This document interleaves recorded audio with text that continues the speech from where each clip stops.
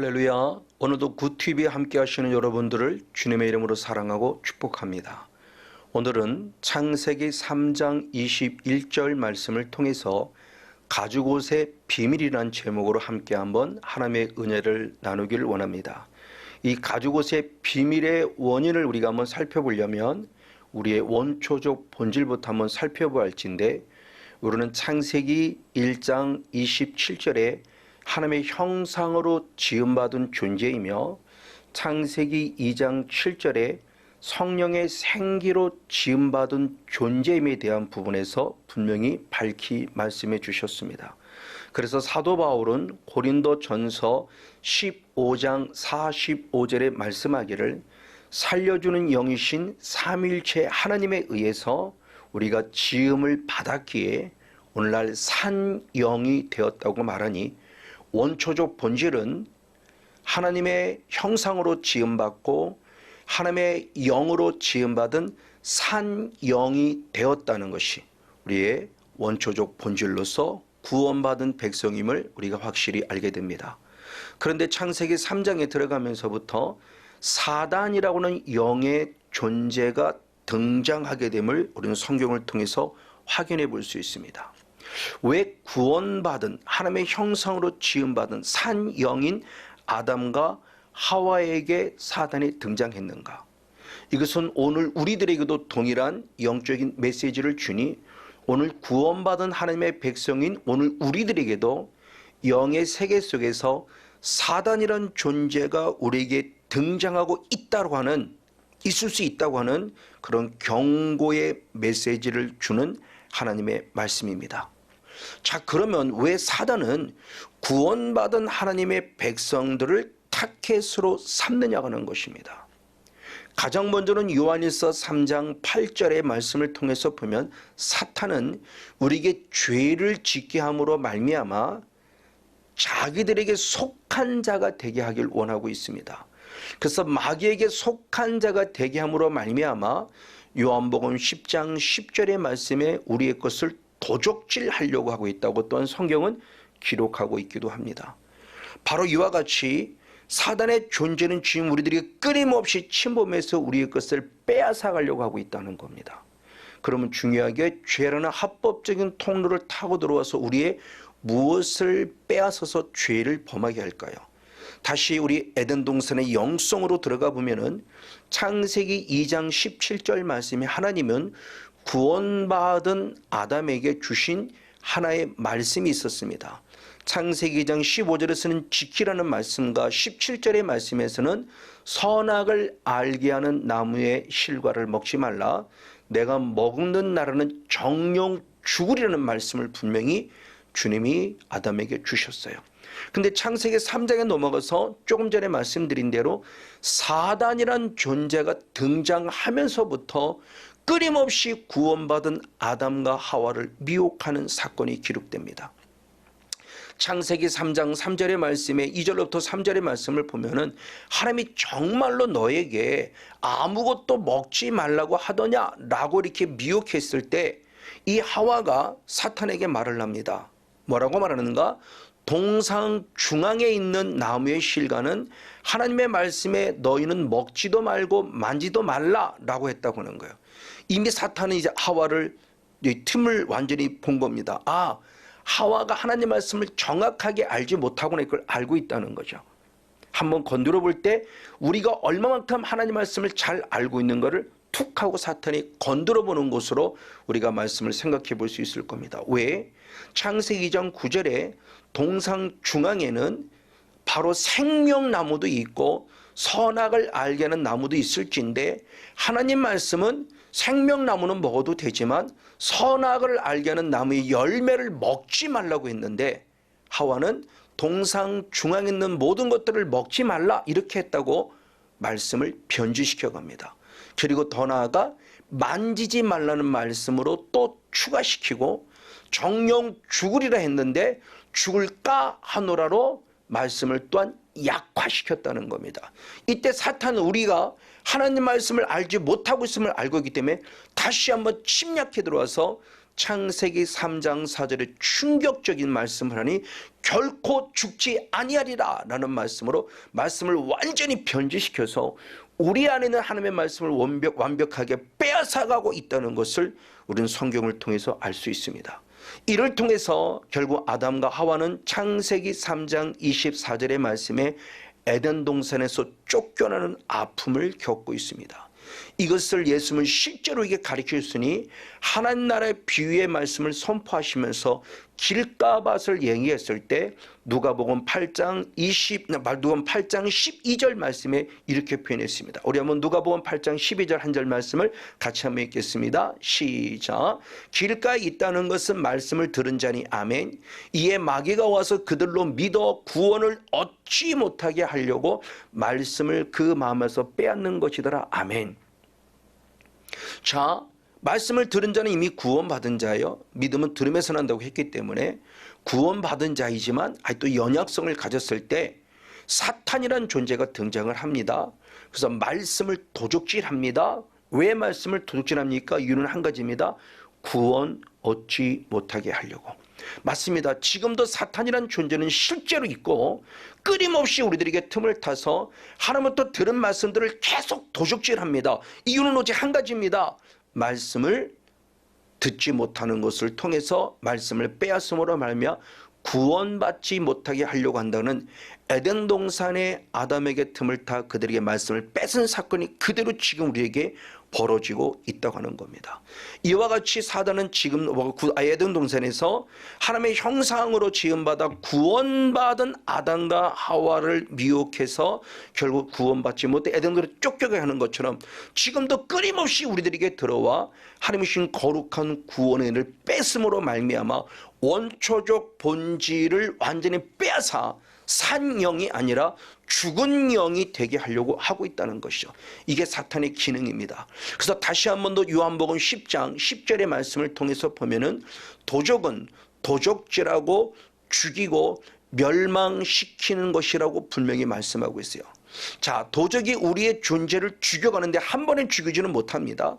가장 먼저 도둑질합니다. 빼앗아갑니다. 그래서 지쳐서 죽게 만들어요. 죽었다고 하는 것은 성경에서는 잠자고 있던 걸 말하는데 기도하지 못하게 하는 것이 잠자는 것이요 말씀을 듣지 못하는 게 잠자는 것입니다. 나중에 때가 되면 좀 더 말씀을 풀어보도록 하겠고, 그리고 그 다음에 놀라워요. 멸망시킨다고 표현해요.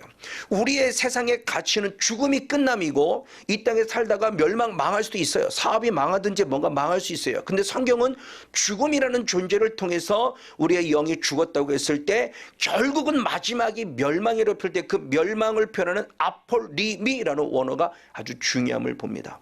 그런 그 사망을 말하는 멸망을 말하는 아폴림이라는 원어는 과연 어떤 뜻인가? 그 멸망이 무엇인가? 마태복음 10장 28절 말씀에 네 영을 네 혼과 네 육신의 것을 죽이는 마귀를 두려워하지 말고 네 영과 네 혼과 네 육을 능히 지옥에 멸하시는 하나님을 두려울 때 지옥에 멸하신다 그럴 때 그 멸하신다는 원어가 똑같이 아폴리미라는 원어입니다. 그러니까 아폴림이라는 멸망은 결국 뭐냐?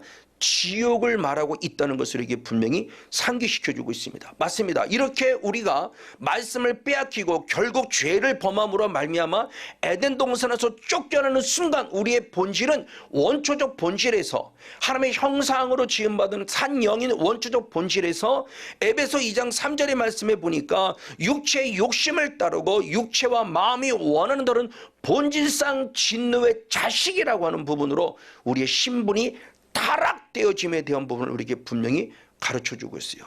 바로 이렇게 타락되어져 본질상 진노의 자식이 돼서 바로 영성이 멸망당한 자를 누구라고 그러냐? 예수님은 이런 사람을 잃어버린 자라고 말하며 누가복음 19장 10절 말씀에 예수의 인자가 이 땅에 온 것은 잃어버린 자를 찾아 다시 구원하려 함이라고 말하고 있을 때 저 잃어버린 자 역시도 똑같이 아폴리미입니다. 단순히 길을 잃어버린 것을 말씀하는 것이 아닙니다. 저 말씀을 직역한다 한다면 인자가 이 땅에 온 것은 멸망받은 자, 본질상 진노의 자식이 된 멸망받은 자를 다시 찾아 구원하여 하나님의 형상이 회복되게 하기 위해서 이 땅에 오셨다라고 말하는 부분이 참 중요한 말씀이에요. 그러면서 결국 우리가 본질상 진노의 자식이 되었다고 하는 것은 에베소서 2장 2절의 말씀을 통해서 보면은 공중의 권세 잡은 자, 곧 불순종의 아들들 가운데 역사하는 악한 영 사단을 따르는 자라고 말해요. 누가? 예수를 나의 구원자로 나름대로 믿는다고 하는 자들. 그래서 성경은 말씀할 때 마태복음 23장 33절 말씀에 예수님이 친히 바리새인을 향하여 말하기를 너는 내 사랑하는 아들이라고 말하지 아니하고 뱀들아 독사의 새끼들아 너희가 어떻게 지옥의 판결을 피할 수 있겠느냐고 말하며 그들을 책망하는 모습을 통해 보면서 우리가 철저히 영적인 경각심을 가질 것을 다시 한번 살펴보지 않을 수 없습니다. 이를 통해 다시 한 번 더 에덴 동산으로 돌아온다 한다면 하나님의 형상으로 지음받은 하나님의 백성들이 하나님의 말씀을 빼앗기고 죄를 범함으로 말미암아, 즉 아담과 하가 죄를 범함으로 말미암아 자기들의 죄를 숨기려고, 그렇죠, 나뭇잎으로, 무화과 나뭇잎으로 자기의 죄를 가리우고 나뭇잎 사이에 숨어 들어가요.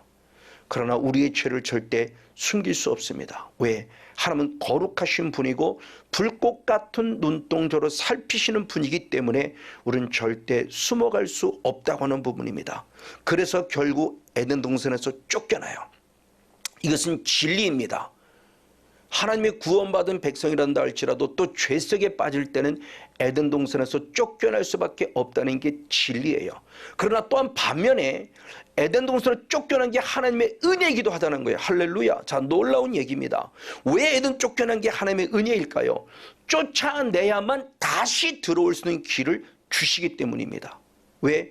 쫓아내지 아니하고 생명나무를 먹으면 영원히 죽습니다. 그래서 창세기 3장 24절의 말씀에 사람을 쫓아냈다로 끝남이 아니라 굽을 통해서 생명나무를 먹지 못하도록 지켰다고 말하며 그들을 쫓아내는 이유를 말합니다. 다시 들어올 수 있는 기회를 주시는 은혜입니다. 그 은혜가 바로 무엇이냐? 오늘 우리에게 바로 구원의 비밀로서 가죽옷을 입혀주었으니 한 번만 더 창세기 3장 21절 한 절 말씀을 우리 한번 같이 보시도록 하겠습니다. 시작. 여호와 하나님이 아담과 그 아내를 위하여 가죽옷을 지어 입히시라. 할렐루야. 이들을 무조건 쫓아내지 않아요. 나뭇잎으로는 내 죄를 영원히 가릴 수 없어요. 하루만 지나도 바삭바삭 다시 내 부끄러움이 또 드러나요. 그들은 영원히 죄를 가려줄 수 있는, 영원히 죄를 감추어 줄 수 있는 가죽옷을 입히는 사건이 바로 에덴 동산에서 쫓겨나기 전에 하나님이 우리에게 주신 은혜니, 이게 바로 구원의 비밀이요, 이 가죽옷의 비밀을 우리가 한번 생각해 볼 수 있습니다. 단순히 죄를 가리웠다는 것이 중요하지 않아요. 왜? 저는 말씀을 통해서 원어를 볼 때 옷을 이 지었다 할 때 그 지었다라는 원어가 아사라는 원어인데, 이 아사라는 원어가 다른 성경에서는 정하였다라는 뜻도 가지고 있어요. 자, 이 대표적인 말씀이 시편 118편 24절 한 절 말씀입니다. 역시 한번 같이 읽겠습니다. 시작. 이날은 여호와의 정하신 것이라. 이날에 여호와 우리가 즐거워하고 기뻐하려다. 아멘. 여호와의 정하신 것이다. 하나님이 주신 특별한 날이 있어. 이것을 하나님께서 정하신 날이다 때 정하신 것, 그때 저게 아사라는 의미를 가지고 있어요. 자, 저게 정해졌다는 의미를 갖고 있다는 것은 결국 무엇을 말하냐?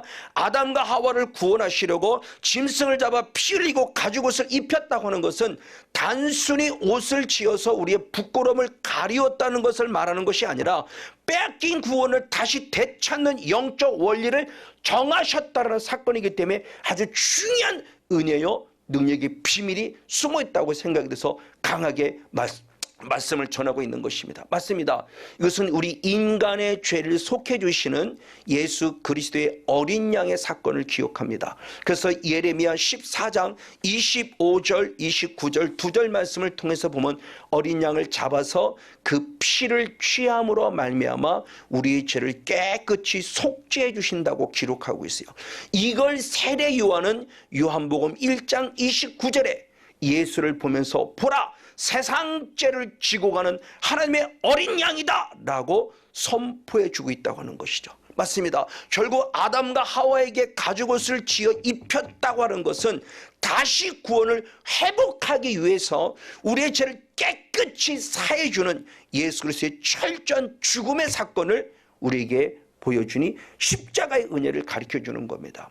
맞습니다. 주님은 드디어 이 일을 오셨고 드디어 마태복음 26장 28절 말씀에 친히 십자가의 사건을 성취하심으로 말미암아 죄사함을 얻게 하려고 많은 사람을 위해 흘리는 바 나의 피 곧 언약의 피라고 말씀하면서 그 피를 통해서 구원의 길이 열려 있음을 우리에게 가르쳐주고 있습니다. 맞습니다. 이것이 예수님이 이 땅에 오신 목적입니다. 우린 그 목적을 예수의 이름값에서 살펴볼 수 있습니다. 마태복음 1장 21절의 말씀에 아들을 낳으니 그 이름을 예수라 하라 할 때 예수의 이름이 바로 뭐냐? 우리를 죄에서 구원할 자십니다. 그러므로 로마서 10장 13절에 주의 이름을 부르는 구원받는다고 하는 것은 단순히 주문처럼 주의 이름을 부르는 걸 말씀하는 것이 아니라 주의 이름을 부를 때마다 나를 죄로 구원할 자, 나를 죄로 구할 자, 이걸 상기시키는 그 예수님의 거룩한 능력으로 우리가 죄사함을 받음으로 구원받는다고 하는 것을 가르쳐주고 있습니다.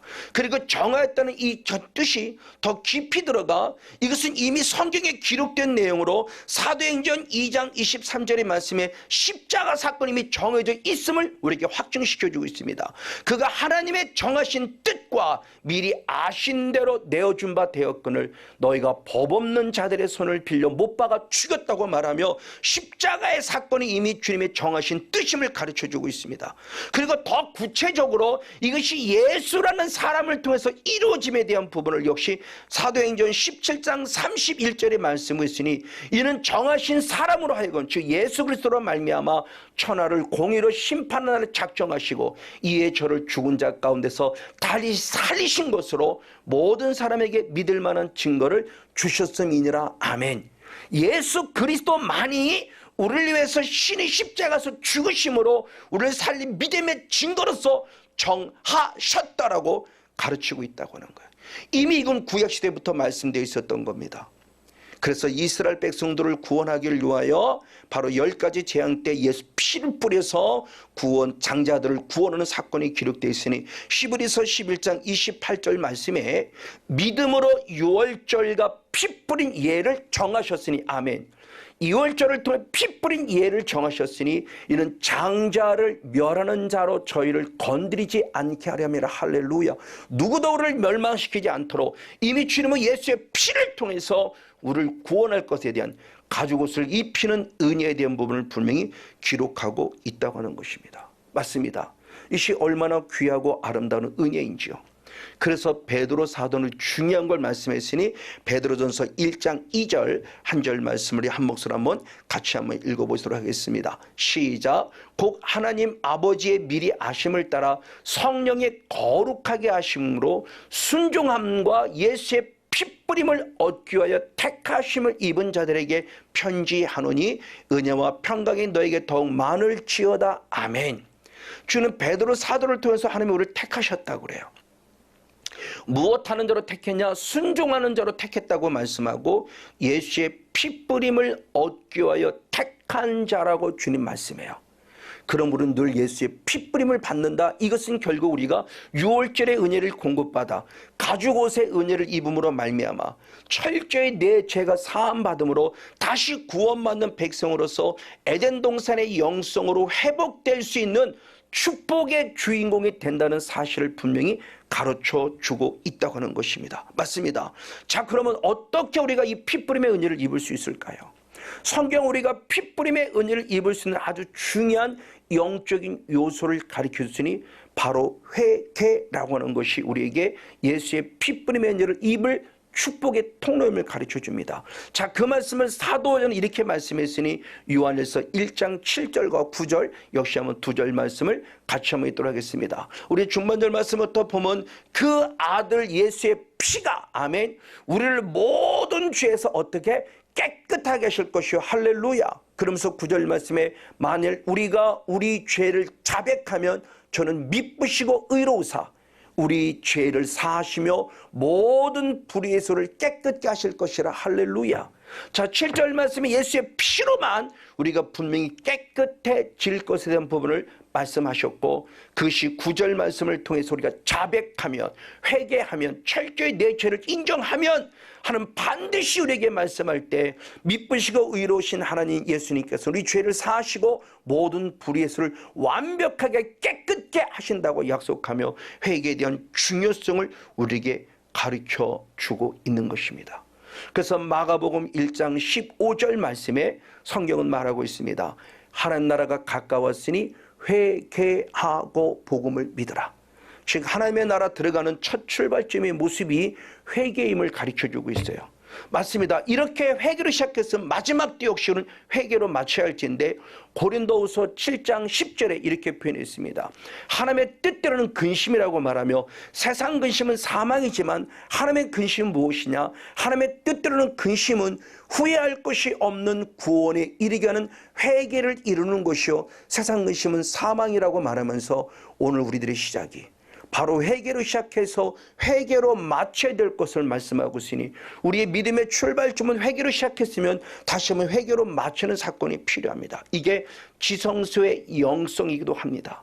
우리는 가장 먼저는 번제되는 데 들어가서 철저히 십자가 앞에 무릎 꿇는 예수의 발 앞에 무릎 꿇는 회개가 필요합니다. 그래서 그 피뿌림의 은혜를 통해서 우리의 죄가 깨끗이 사함받아야 하는데 그것으로만 끝남이 아니라 한 단계 더 나아가 우리는 이제 지성소에까지 이르러서 속죄소 위에서 또 예수의 피를 뿌리는 철저한 회개가 필요함을 역시 성경은 가르쳐주고 있습니다. 우리 신앙의 구원의 은혜가 과연 무엇일까? 원초적 본질, 하나님의 형상으로 지음받고 하나님의 성령의 생기로 지음받아 산영이 된 이 원초적 본질이 죄로 말미암아 아버지 그 구원을 빼앗겨서 본질상 진노 자식이 되었으나 다시 한번 살 길을 에덴 동산에서 가죽옷을 입히며 우리에게 가르쳐 주었으니 바로 오직 예수의 피를 통해서만 우리가 구원받은 것을 가르쳐 주셨기에 저의 시작과 저의 마지막의 마지막까지 오직 회개로 말미암아 주께 가까이 가는 영적인 주인공이 되기를 간절히 축복하고 축원을 드립니다. 그러면 주님께서는 단순히 피를 통해서 회개만으로 죄사함으로 끝나냐? 아니다. 한 단계 더 나아가 사도행전 2장 38절 말씀에 이스라엘 백성들이 베드로의 설교를 듣고 어찌할꼬 할 때 너는 반드시 회개하라. 그리하면 무엇이냐? 죄사함 받을 것이고 성령을 선물로 주리라고 말씀하고 있습니다. 바로 이것이 주는 영적인 귀한 교훈입니다. 맞습니다. 우린 철저히 회개함으로 말미암아 죄사함 받았다면 이제는 성령을 선물로 얻어서 성령을 통해서 이제 우리는 끊임없는 영적 싸움을 싸워감으로 하나님 나라를 나의 것으로 만드는 축복의 주인공으로서 구원의 바늘에 서갈 수 있다고 성경은 또 우리에게 밝히 말씀해 주고 있는 것입니다. 그래서 사도행전 1장 8절 말씀에 성령이 너에게 임하시면 너희가 권능을 받고 예루살렘과 온 유대와 사마리아 땅끝까지로 내 증인이 되리라고 말씀하셨어요. 근데 그 성령이 임하는 것이 과연 무엇이었냐는 것입니다. 자, 사도행전 1장 8절에서는 저렇게 표현하고 있는데 똑같은 말씀을 누가복음 24장 47절에서는 이렇게 표현을 했습니다. 또 그의 이름으로 죄사함을 얻게 하는 회개가 예루살렘으로부터 시작하여 모든 족속에게 전파될 것이 기록되었으니 아멘.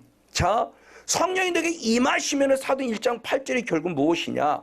사도행전 사건으로는 그가 끊임없이 기도했다고 하는 것이죠. 그래서 사도행전 1장 14절의 말씀에 일심으로 기도했다고 표현해요. 근데 그 말씀을 누가복음 24장 47절의 말씀을 통해서 보면은 뭐냐? 죄사함을 얻는 회개가 예루살렘이 시작될 때 땅 끝까지 전파된 데를 통해서 결국 이스라엘 백성 120명이 모여서 그들이 철저하게 기도했던 것은 단순히 성령 받기를 기도한 것 차원이 아니라 회개하며 기도했을 때 성령이 그들에게 임하여서 하나님 나라를 확장시켜가고 하나님 나라를 이루는 승리자가 되었음을 우리에게 가르쳐주고 있는 것이죠. 오늘 저와 여러분에게 인격적인 성령이 임한 철저한 회개를 공급받고 오늘도 눈물 흘리며 오늘도 통곡하며 자백하며 내 마음과 생각을 찢으며 가슴을 찢는 이런 철저한 회개를 통해서 반드시 성령 받기를 축복할진대 마태복음 12장 28절만 이 성령을 받으면 귀신을 쫓아내므로 말미암아 하나님 나라가 이미 너에게 임했느니라 약속하는 것처럼 이제는 인격적인 성령을 반드시 우리 마음속에 모셔드리고 마지막 철저히 영적 싸움을 싸워감으로 말미암아 하나님 나라가 이미 임한 은혜 에덴동산의 회복을 통해서 다시 한번 원초적 본질인 하나님의 형상이 회복되고 영이 회복되고 하나님 나라를 확장시켜가는데 마지막까지 귀하고 복되게 쓰임받는 가죽옷의 은혜의 승리의 주인공이 되어지기를 예수님의 이름으로 간절히 축복하고 축원을 드립니다. 할렐루야. 주님의 이름으로 사랑하고 축복합니다. 아멘.